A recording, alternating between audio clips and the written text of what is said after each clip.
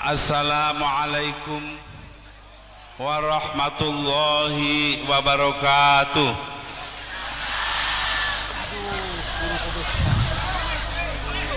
Bismillah walhamdulillah wassalatu wassalamu ala rasulillah Sayyidina Muhammad ibn Abdullah sallallahu alaihi wasallam wa ala alihi wa sahbihi wa man tabi'ahu wa nasarahu wa wala wala hawla wala quwwata illa billah. Ulama'ana al-kiram wabil khusus walidina Kiai Ahmad Sofyan, habaiban al-afadil, para pejabat pemerintahan yang hadir di sini, khususnya Bapak Bupati, Kepala Daerah Kabupaten Situbondo, para pemimpin masyarakat, para pengasuh pondok pesantren, para hadirin dan hadirat.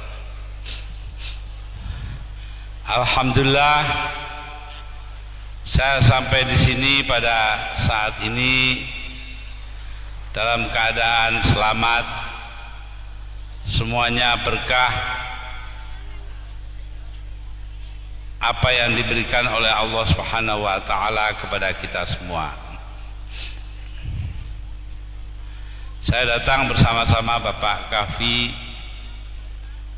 bekas Gubernur Jakarta, bekas Wali Kota Jakarta Pusat, dan Pak Imam Muzakir dari Jakarta. Alhamdulillah,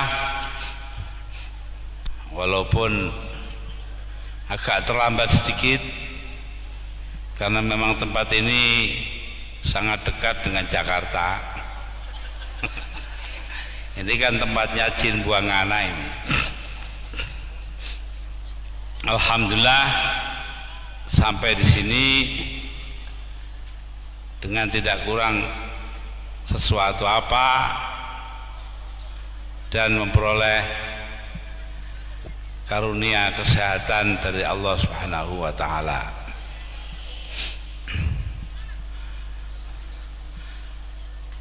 Kali ini saya datang kemari tidak untuk tujuan kampanye. Ini belum kampanye. Kalau kampanye kayak apa? Ya, ini kan baru pemanasan.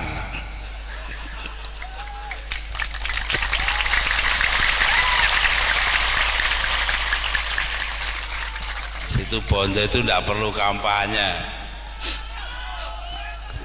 Serahkan saja kepada ulama di sini, beres. Ya apa tidak? Ini bukti. Semuanya itu karena kecintaan rakyat Situbondo kepada Nahdlatul Ulama. Karena apa yang dikatakan oleh Allah Subhanahu wa taala di dalam kitab suci Al-Quranul Karim, Bismillahirrahmanirrahim, innama yakhsyallaha min ibadihil ulama, bahwasanya yang paling takut kepada Allah di antara hamba-hambanya adalah ulama. Karena itu terus terang saja, kalau orang-orang Situbondo mencintai ulama itu tidak aneh, karena orang-orang Situbondo memang mengikuti apa yang disabdakan oleh Allah Subhanahu wa taala. Nah, di sini ini tidak ada tukang copet, yang ada cuma guyu. Ya, ada zaman masih Surabaya dulu ada terminal Joyoboyo, ada razia tukang copet Tadi kebetulan saya Kapolresnya salaman. Nah ini saya ingat dulu, razia ini yang bikin polisi. Tahu-tahu ada yang ketangkep digeledah. Geledah itu di kantongnya ada kartu tanda anggota NU. Jadi kata polisinya, Pak sampean ini NU kok nyopet? Jawabnya apa? NU soal agama Pak. Lah copet profesi.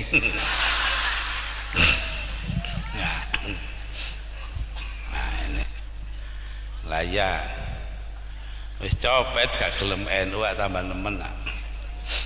Tapi alhamdulillah Nahdlatul Ulama didirikan di atas landasan akhlak yang mulia, landasan akhlakul karimah. Ya apa tidak? Oh itu. Karena itulah dikatakan al ulama warasatul anbiya. Para ulama adalah ahli warisnya Nabi. Apa hanya yang diwaris? Wong Nabi kabeh melarat itu. Mana ada Nabi yang kaya? Tidak ada. Ya. Nah, jadi Nabi itu semua melarat. Nabi kita Nabi Muhammad Sallallahu Alaihi Wasallam waktu meninggal itu hanya meninggalkan babut babut bolong kabeh itu loh. Ya itu saking ikhlasnya, kalau punya apa-apa dikasihkan orang yang lebih kurang. Beliau merasa kekayaan yang ada ini tidak untuk diri sendiri, tidak untuk keluarganya, melainkan untuk kepentingan orang banyak. Itu. Ini yang diambil oleh para ulama dari dulu. Karena itu ketika ulama-ulama ini mau diorganisir, maka dicari namanya. Akhirnya ketemu di dalam kitab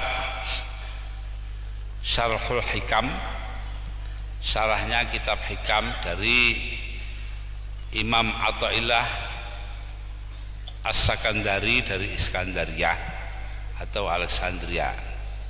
Itu loh ada dulu menteri riset. Nah, nanti juga tidak tahu sudah di sini apa belum.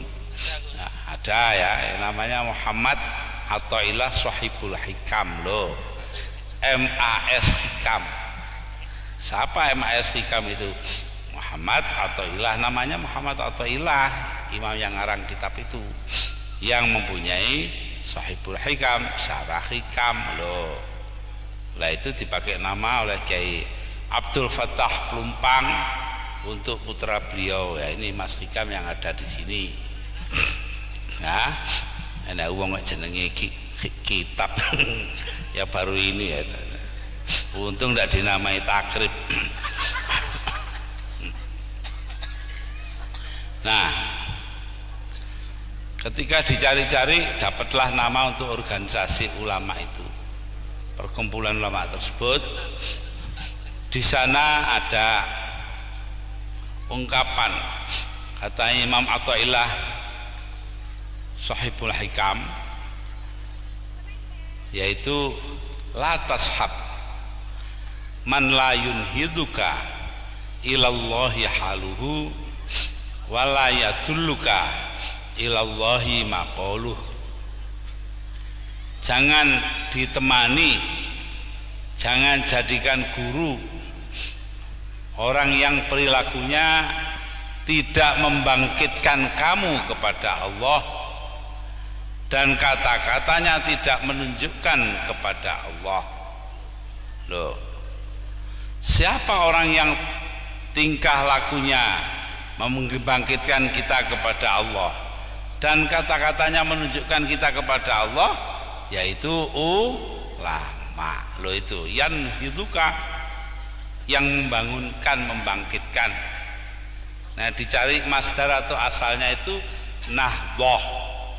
Karena itu organisasi yang didirikan tahun 1926 itu dinamai Nahdlatul Ulama, kebangkitan para ulama. Lah ketika pada tahun 1998 pengurus besar Suriah Nahdlatul Ulama memerintahkan saya waktu itu menjadi ketua umum Tanfidiyah NU untuk mendirikan sebuah partai. Ya, saya pikir partai ini kalau ingin berwatak seperti Nahdlatul Ulama ya harus menggunakan kata kebangkitan. Karena itu menjadi Partai Kebangkitan Bangsa, PKB. Sebelum itu beberapa bulan, hampir setahun, ada orang perempuan buta huruf bilang pada saya, "Yai, saya kok mimpi apa Bu? Saya mimpi sampean," bahasa Jawa ini, damel pil KB. Damel pil KB. Nah saya bingung, damel itu bahasa Jawa bisa membuat, gawe bisa memakai, nggawe. Nah ini, jadi saya itu bingung yang mana. Saya bilang, "Bu, saya ini tidak bisa membuat pil KB karena tidak punya pabrik obat.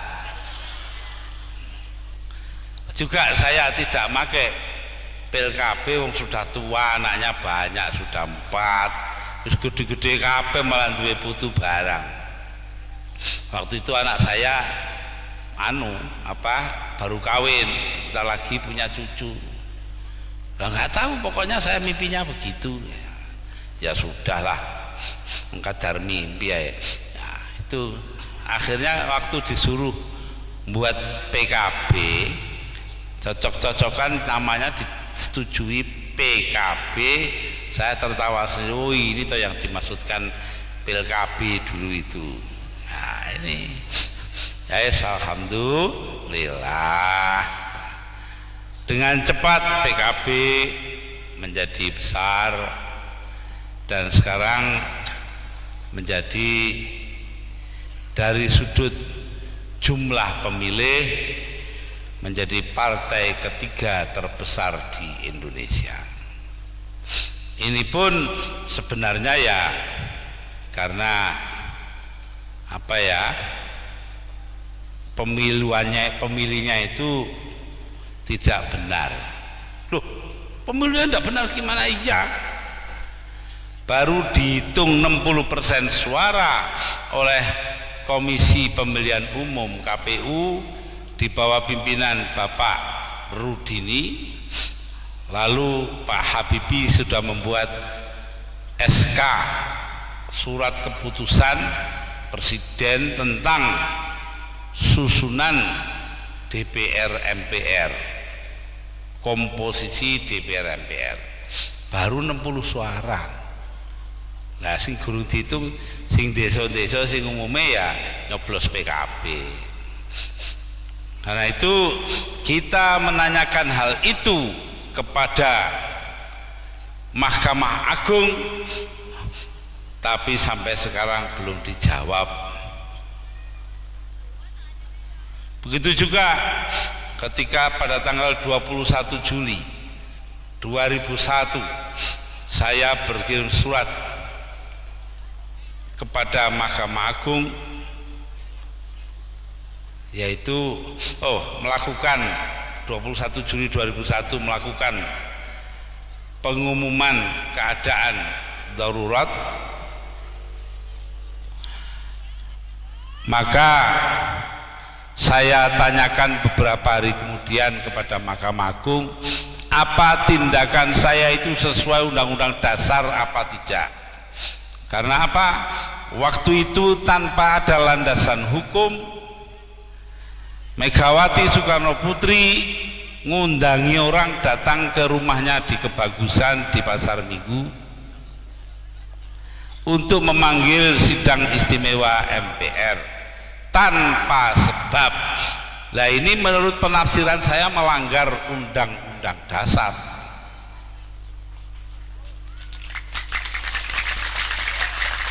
Lagi-lagi tidak dijawab. dijawab. Tidak dijawab.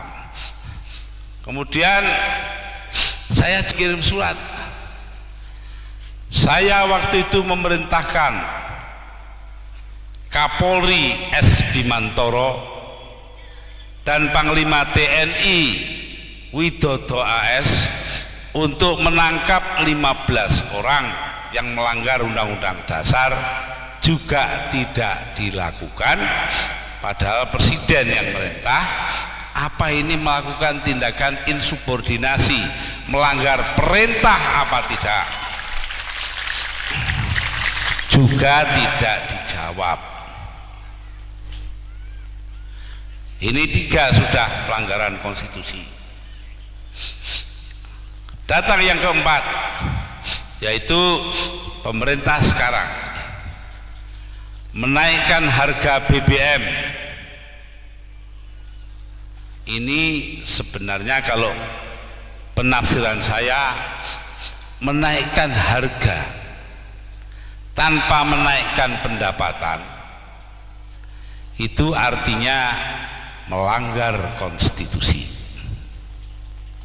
Mengapa demikian? Karena konstitusi atau undang-undang dasar kita menyatakan negara harus memenuhi kebutuhan hidup orang banyak.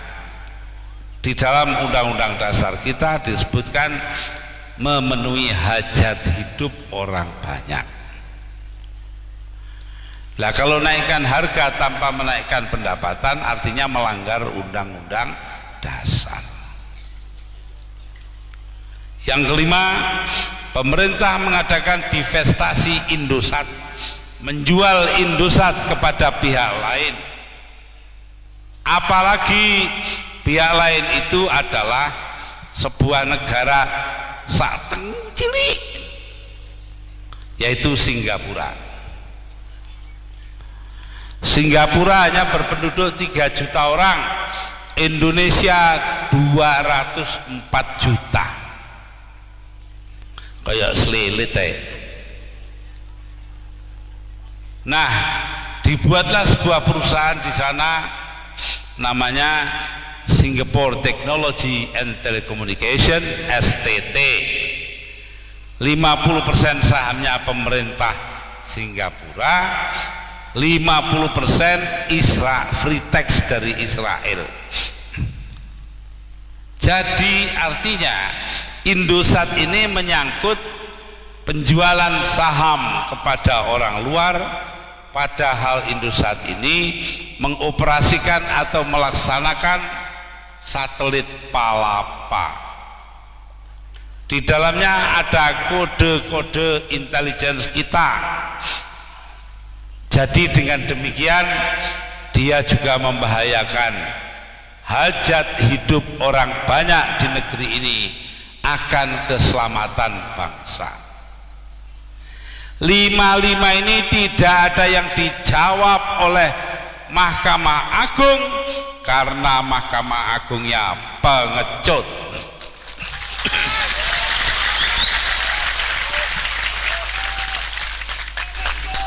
Saya tidak ngompori orang, saya hanya supaya Anda semua tahu akan hal ini, itu saja. Buktinya kalau terjadi pelanggaran konstitusi, saya bicara begini sudah 1,5 tahun lamanya, sudah diterbitkan sebuah buku mengenai apa itu maklumat keadaan darurat. Sudah berbulan-bulan yang lalu buku itu sudah habis, sekarang dicetak kedua. Tetap tidak ada yang berani membawa saya ke pengadilan. Oh iya, kalau betul kan dibawa ke pengadilan toh. Itu menunjukkan apa yang saya omongkan itu betul. Sebab menuduh pemerintahan adalah melanggar konstitusi adalah sebuah tindakan hukum yang dapat dihukum kalau tidak benar. Tak tunggu nih kapan itu Ya, enggak pernah. Sama saja Ketua MPR Profesor Dr. Amin Rais adalah penipu.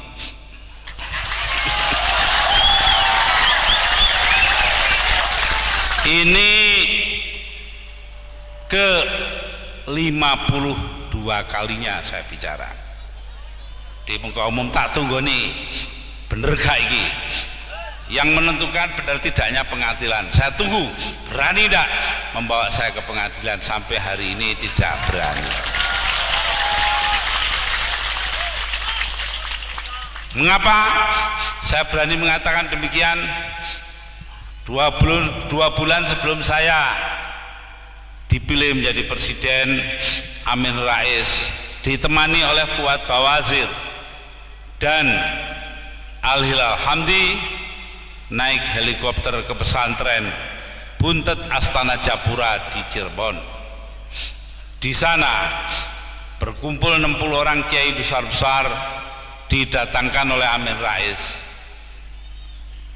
dan dia meminta kepada para ulama itu melalui kata-kata kepada Kiai Abdullah Abbas, pengasuh pondok pesantren tersebut, Kiai, kira-kira lo ya,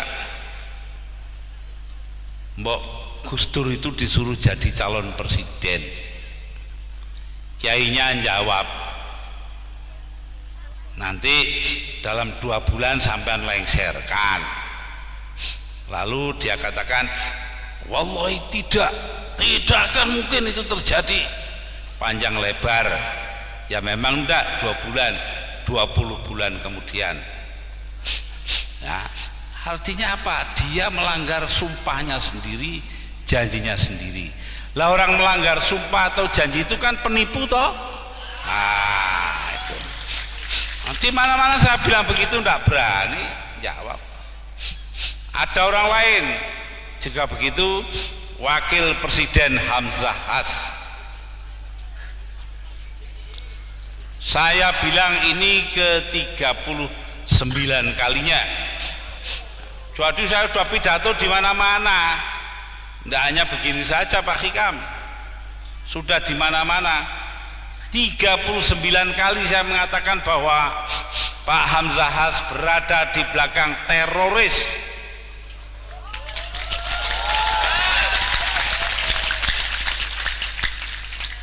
Pertama kali saya ngomong di Aring-Aring pada waktu pengajian selepas apa itu namanya konferensi NU wilayah Jawa Timur.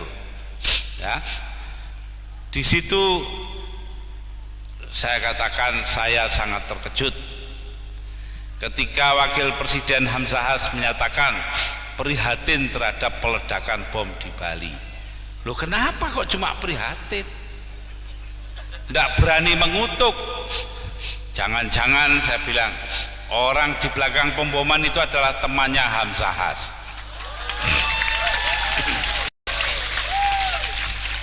Sampai sekarang saya tunggu-tunggu, tidak berani membawa ke pengadilan.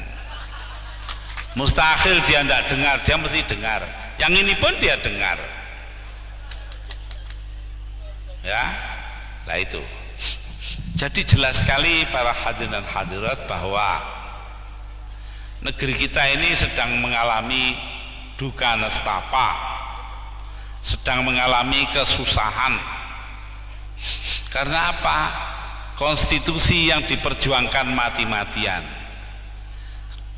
konstitusi yang diperjuangkan oleh para pendiri republik ini, termasuk 7 orang wakil gerakan Islam. Ke-7 orang itu yaitu Ki Bagus Hadikusumo dari pengurus pusat Muhammadiyah, Kiai Haji Abdul Qahar Muzakir, salah seorang yang hubungan famili saya manggil Pak D, dari PP Muhammadiyah, seorang namanya Ahmad Subarjo dari Masyumi, ya, kemudian Abdurrahman Baswaddan, Ketua Umum Partai Arab Indonesia PAI, kelima, Abi Kusno Cokro Suyoso dari Syarikat Islam. Sini ada orang Syarikat Islamnya enggak? Enggak ada. Nah, mudah-mudahan ada. Enggak ada ya kenemenen. Yang keenam, Haji Agus Salim, yang kita semua tahu bahwa beliau berilmu agama sangat dalam. Yang ketujuh, Abdul Wahid Hashim, ayah saya mewakili Nahdlatul Ulama. Ketujuh orang ini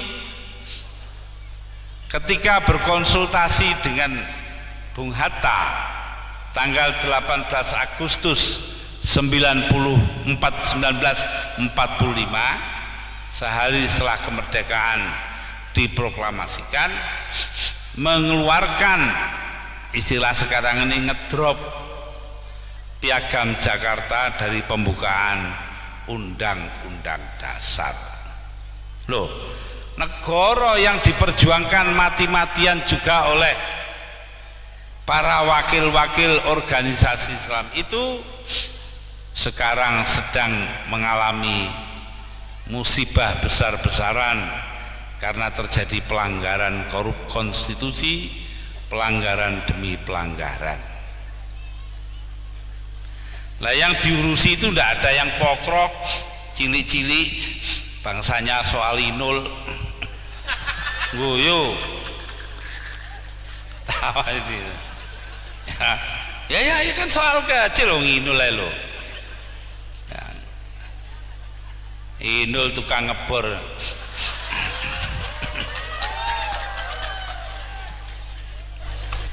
Nah,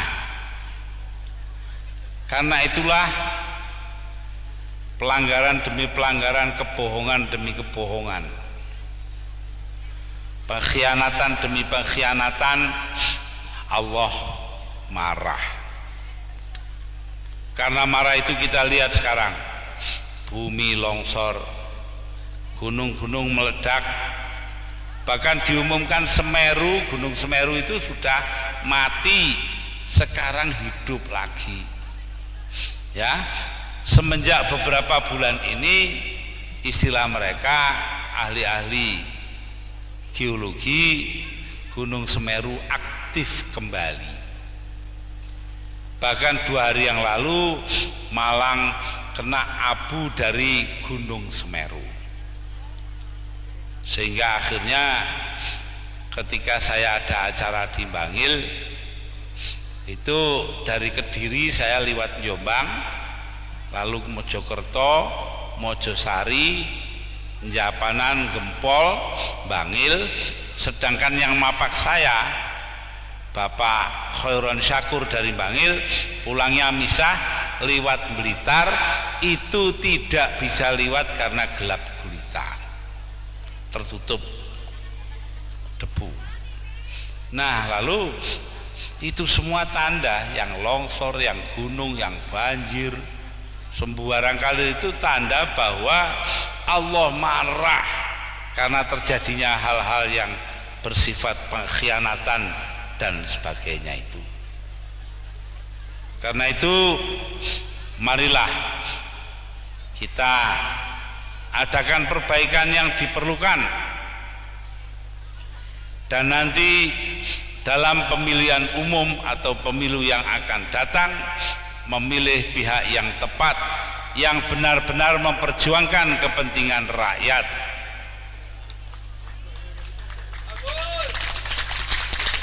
Ini bukan kampanye loh, saya tidak nyebut apa-apa kok.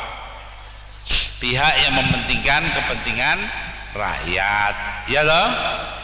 Ya, tidak perlu kita kadek milih partai A atau si B, si A, itu tidak perlu nanti. Itu pada waktunya aja lah nanti diberitahu. Nah, ini akibat daripada situasi seperti itu. Musibah demi musibah. Kalau dikatakan Al-Quranul Karim, Bismillahirrahmanirrahim, ma asobakum min musibatin fabima kasabat aidikum wa ya'fu an katsirin. musibah yang menimpa diri kalian tidak lain adalah buah kerja tangan kalian sendiri. Loh, kalian tuh orang banyak.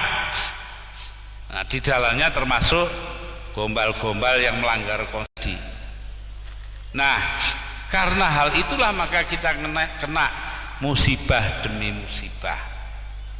Namun, ini namun ya, walaupun demikian Allah tetap akan memaafkan kita. Wa ya'fu an katsirin, Allah memaafkan sebagian besar pekerjaan itu. Itulah para hadirin dan hadirat, mengapa kita tetap optimis, kita tetap berpengharapan bahwa Allah akan memaafkan kita semua, betapa besarnya sekalipun musibah-musibah yang diakibatkan oleh tangan-tangan kita sendiri. Ya, tangan-tangan kita itu artinya bukan orang per orang, tapi seluruh masyarakat dan bangsa.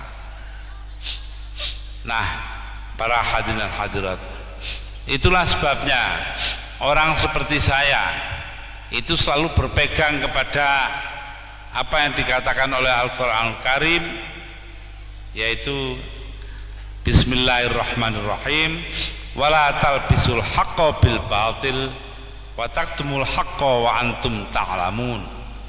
Jangan kau campur adukan antara yang benar dengan yang salah, dan jangan kau tutup-tutupi yang salah. Jangan kalian tutup-tutupi yang salah kalau kalian tahu. Nah, ini jadi kita tahu dan tidak kita tutupi, buka sajalah. Amin Rais melanggar sumpahnya, terjadi pelanggaran konstitusi, Hamzahas di belakang teroris, belak-belakan saja.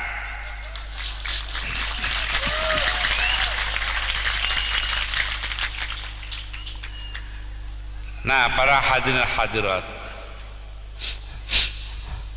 dengan demikian jelaslah bahwa kita akan dapat mengatasi kesulitan-kesulitan kita yang dalam bahasa luar negeri atau istilah zaman sekarang, kata orang Betawi, istilah kerennya itu adalah pelanggaran hukum yang ada. Dengan melakukan pelanggaran hukum yang ada itu, kita lalu tidak bisa memenuhi kewajiban sebagai bangsa untuk menegakkan keadilan. Al-Quranul Karim padahal berkata, ya ayyuhalladzina amanu, Bismillahirrahmanirrahim, ya ayyuhalladzina amanu kunu qawwamina bil qisti syuhada'a lillah walau ala anfusikum. Hendaknya kalian, wahai orang-orang beriman, hendaknya kalian menegakkan keadilan dan menjadi saksi bagi Allah walau mengenai diri kalian sendiri. Artinya walaupun situ ada yang berkhianat, tetapi kita tetap bersabar karena percaya keadilan Allah akan tegak. Betul tidak? Bagaimana tegaknya keadilan Allah itu? Melalui pemilihan umum itu. Kalau bapak-bapak, ibu-ibu, saudara-saudara ingin menegakkan keadilan, maka lakukan hal itu melalui pemilihan umum yang akan datang. Pilihlah pihak yang benar. Lah, ini ada yang marah, kampanye mencuri waktu. Loh, siapa yang kampanye? Saya tidak nyebut apa-apa. Kenapa disebut? Dong semua udah tahu, tidak pakai disebut juga tahu kok. Ya tidak? Nah, iya sudah. Ya itulah para hadirin dan hadirat, apa yang menjadi pikiran kita saat ini. Karena itu ya kita ikutlah pada bimbingan para ulama, contoh-contoh yang diberikan ulama. Nanti saya kemukakan, karena sebetulnya kita kesini kan untuk muludan ini, untuk maulid Nabi Muhammad Sallallahu Alaihi Wasallam. Tapi tidak apalah kita. Maka bagian pertama tadi yang macam-macam tadi itu, yang intinya kita kena musibah karena ada sebabnya. Untuk menghilangkan musibah itu, mari bersama-sama kita baca pujian. Loh, pujian awan-awan lah, timbang gak duwe penggawean liya, ndak ada kerjaannya yang lain, ya lebih baik pujian, ya apa tidak? Pujian itu disampaikan atau dibawakan di langgar-langgar dan surau-surau sambil nunggu imam sholat, ya apa tidak? Nah ini apa di sini nih namanya langgar apa? Musola ya, langgar ya, itu langgar itu musola, surau. Mari bersama-sama nanti bareng-bareng dengan saya ya. Nanti maksudnya saya terangkan belakangan. Ilailas tulil firdausi ala wala aqwa ala naril jahimi fahabli taubatau waghfir dhunubi fa innaka ghafirudz dzambil azimi. Ilahi, wahai Tuhanku, lastu lil firdausi ahlan, aku bukan orang yang ahli sorga. Wala aqwa ala naril jahimi, dan aku tidak kuat api neraka. Loh kenapa? Tidak kuat api neraka tapi bukan ahli surga. Siapa orang mana? Orang situ Bondo. Ya, tapi sebagai orang NU, sebagai orang PKB, maka ada jalan ketiga. Fahabli taubatan, maka berikan kepadaku kemampuan bertobat. Fa innaka, dan ampuni dosa-dosaku. Waghfir dzunubi, fa innaka ghafirudz dzambil azimi, karena sesungguhnya engkaulah yang paling dapat memberikan ampun atas dosa-dosa yang besar. Ada kesempatan bertobat ini ya, tapi tobat yang bener, jangan tobatnya wong lata itu. Ada yang jatuh tobat ya, mari dibaleni, saya terangkan maksudnya bareng-bareng. Ilailas tulil firdausi ala wala aqwa ala naril jahimi habli taubatau waghfir dhunubi fa innaka ghafirudz dzambil azimi. Saya ngejak pujian jam sekian ini kenapa sih kok di sini? Ya sebabnya sepele, saya ndak ketok, jadi ndak tahu orang yang kesini ini banyak apa ndak, ngono. Banyak ya? Ini banyak betul tak? Dulu ada zaman Jepang tentara Jepang sowan Kyai Abdul Manaf di Lirboyo. Sana masuk, ada santri di masjid dalam jumlah besar.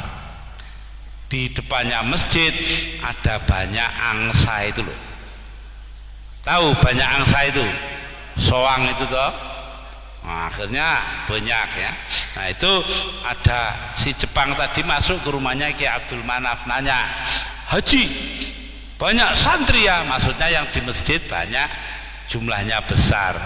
Jawabnya Kyai Abdul Manaf, bukan tuan, itu bukan banyaknya santri, banyaknya Kaji Yakub. Itu ya. Jadi ini banyak mana ini, sekian ini ya. Itu banyaknya Kaji Yakub lah. Yang kedua, saya ingin tahu rakyat di sini ini masih manut pada kiai apa tidak? Begitu saja, kok tidak punya tujuan lain. Manut. Siapa yang ngajari sampean selawatan? Maling apa kiai? Aku wis ngono. Sudah tercapai dua tujuan, wis kari mulih ae. Para hadirin dan hadirat, ini katanya mulutan Maulidun Nabi Muhammadin sallallahu alaihi wasallam. Nah, saya tidak banyak-banyak dalam soal ini, hanya ingin menyampaikan sebuah ayat Al-Quran saja. Bismillahirrahmanirrahim. Laqad kana lakum fi rasulillahi uswatun hasanah. Benar-benar telah ada dalam diri utusan Allah. Siapa maksudnya di sini? Nabi Muhammad sallallahu alaihi wasallam. Telah ada contoh yang sempurna, keteladanan yang sempurna. Hasanah ay kamilah. Ya, di sini jelas. Kalau tidak jelas nanti akibatnya bisa dimarahi orang. Ada yai itu sampai tidak berani dungo. Robbana atina fid dunya hasanah wa fil akhirati hasanah wa qina adzabannar. Kenapa dia dungo begitu? Robbana atina fid dunya hasanah wa fil akhirati hasanah wa qina adzabannar. Pulang-pulang dimarahi mertua perempuan. Kampungan kamu. Diam aja dia. Masa sudah saya kasih Mbak Yunya jadi istri kamu, masih minta hasanah. Masih hidup dua-duanya ini, yainya juga masih hidup, tapi mertuanya sudah meninggal. Nah, jadi hasanah di sini sempurna. Bagi siapa keteladanan sempurna itu? Liman kana yarjullah, bagi orang yang mengharapkan ridho Allah. Mengharapkan ridhonya siapa? Allah, ya. Dan ngarep ridhonya orang lain. Nah, ridho Allah ala ridhol walidain katanya. Ridhonya Allah itu tergantung kepada ridhonya kedua orang tua. Karena itu kita tidak boleh ngelawan kedua orang tua. Ini contoh. Nah, jadi ridho yang dicari. Ridho itu kerelaan, bahasa Indonesianya itu. Ada orang punya madrasah, dijawab, ditanya, sampai ini madrasahnya ini apa statusnya itu, hukumnya atau kedudukannya? Disamakan? Oh enggak Pak. Diakui? Enggak Pak. Didaftar? Enggak Pak. Lah kok semua tidak, itu lalu apa? Diridhoi Pak. Enek sekolah diridhoi. Ya ini ya boleh saja, tapi jangan status sekolahnya diridhoi. Buat yang betul lah. Disamakan, diakui atau didaftar, terdaftar. Nah, yang kedua, bagi orang yang mengharapkan hari kebahagiaan, hari akhirat, wal yaumal akhir, ay yarju yaumal akhir, ingin kebahagiaan akhirat. Apa kebahagiaan akhirat itu? Yaitu surga. Itu orang hidup ini kan inginnya surga. surga. Itu sudah, karena itu Al-Quran mengatakan ya, bismillahirrahmanirrahim, may yabtaghi ghairal islami dinan fala yuqbala minhu wa huwa fil akhirati minal khasirin. Barang siapa mengambil selain Islam sebagai agama, fala yuqbala minhu, amal perbuatannya tidak diterima Allah. Ini mungguh wong Islam ya, terserah Allah mau terima apa tidak, tapi kita menganggap begitu. Wa fil akhirati minal khasirin, dan orang itu di akhirat kelak akan menjadi orang yang merugi. Merugi itu artinya tidak memperoleh surga. Itu. Nah, para hadirin dan hadirat, yang ketiga, ya, yang lakukan zikir sebanyak mungkin, artinya sangat mempertimbangkan kekuasaan Allah ya. Nah, zikir itu ada zikir lafzi, la ilaha illallah, la ilaha illallah. Nah, itu zikir lafzi. Astagfirullahaladzim, astagfirullahaladzim, astagfirullah, itu zikir lafzi. Tapi ada zikir fi'li.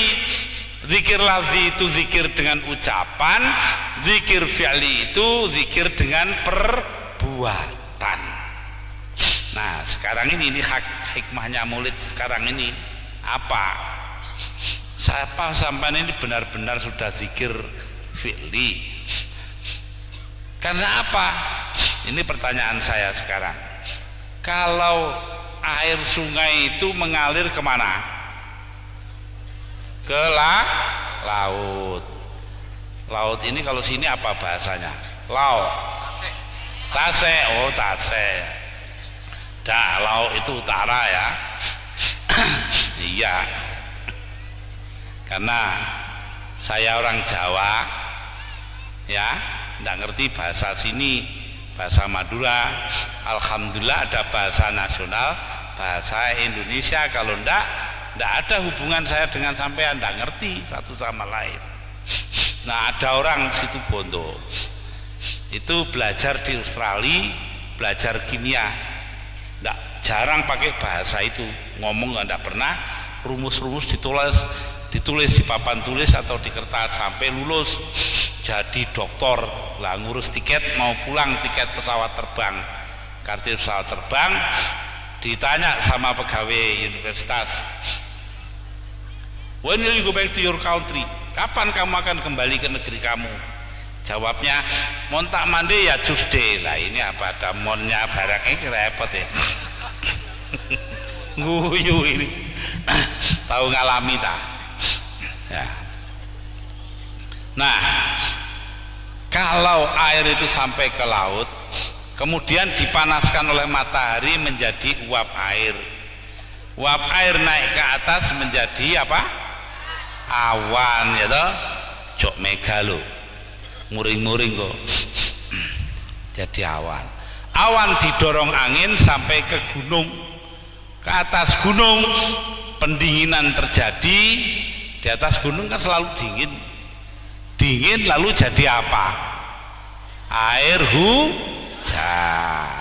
Lah air hujan itu separuh masuk sungai lagi, ke laut lagi, begitu mupeng. Tapi ada yang diserap bumi, diserap oleh tanah. Lah penyerapan itu terjadi kalau ada akar-akar. Lah akar ini hanya akan hidup kalau ada pohonnya, ya apa tidak? Apa pernah dengar akar tanpa pohon? Engko lek padha karo pemimpin gak duwe akar ngono iku. Jenenge pemimpin jenggot. Yaitu akarnya malah di atas. Tunduk pada atasan loh, itu akarnya. Mestinya tidak berakar di bawah. Nah, akar ini perlu pohon.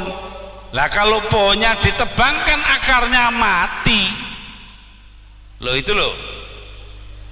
Karena itu lama-lama orang situ Bondol bisa jadi seperti orang Lamongan.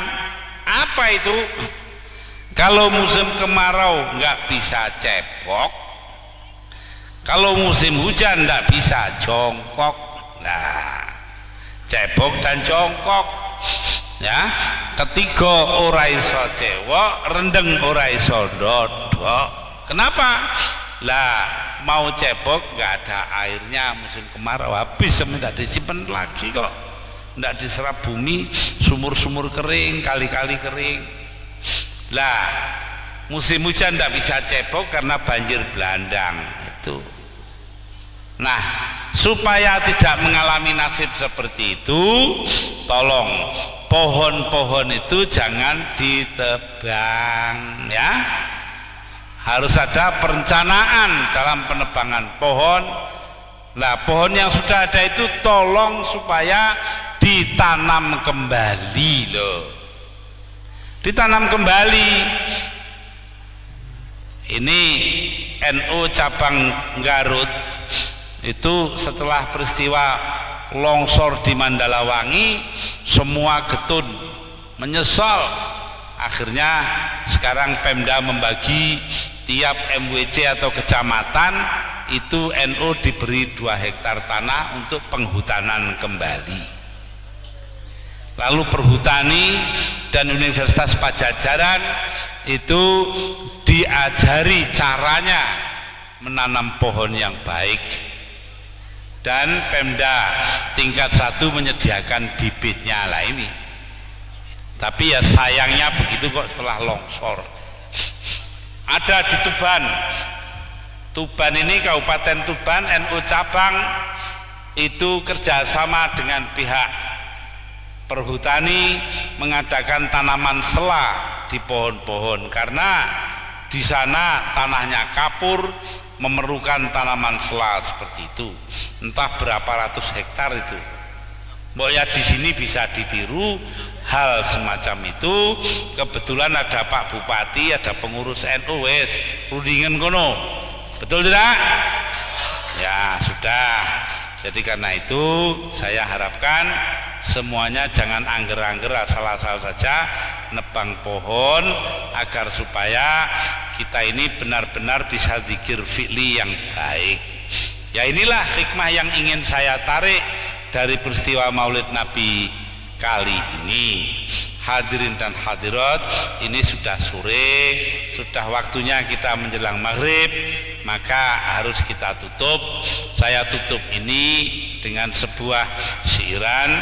Waladatka ummuka ya ibna Adam bakiya wan nasu haulaka yadhaku nasurura fajahat linafsika antakuna idza bakau fi yaumi mautika dhahikam masrura.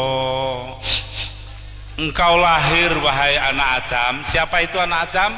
Manusia. Engkau lahir, ketika itu engkau menangis. Tidak ada bayi lahir wah. Wannasu haulaka yadhakuna surura. Manusia sekelilingmu tertawa gembira karena engkau lahir dengan selamat. Fajahat linafsika, maka usahakan bagi dirimu ya, pada hari kematianmu ketika mereka menangisi engkau, dhahika masrura, engkau sendiri tertawa gembira melihat surga loh ya. Sudah, ini saja yang saya kemukakan. Mudah-mudahan kita semua diberi umur panjang, diberi keselamatan, anak-anak yang soleh-solehah, dan diberi rezeki yang banyak. Demikian, maka kita akan doa. Saya disuruh dungonya pendek saja, yaitu dungonya Sunan Ngampel. Dari surat Al-Kahfi ada satu ayat di bulan Baleni. Ila hadratin Nabi Mustafa Muhammadin sallallahu alaihi wasallam wala jamil anbiya wa mursalin wa malaikatil muqarrabin wal aimatil musyahidin wal auliya'i sholihin wa qulna Fatihah. A'udzubillahi minasyaitonir rajim. Bismillahirrahmanirrahim. Rabbil alamin.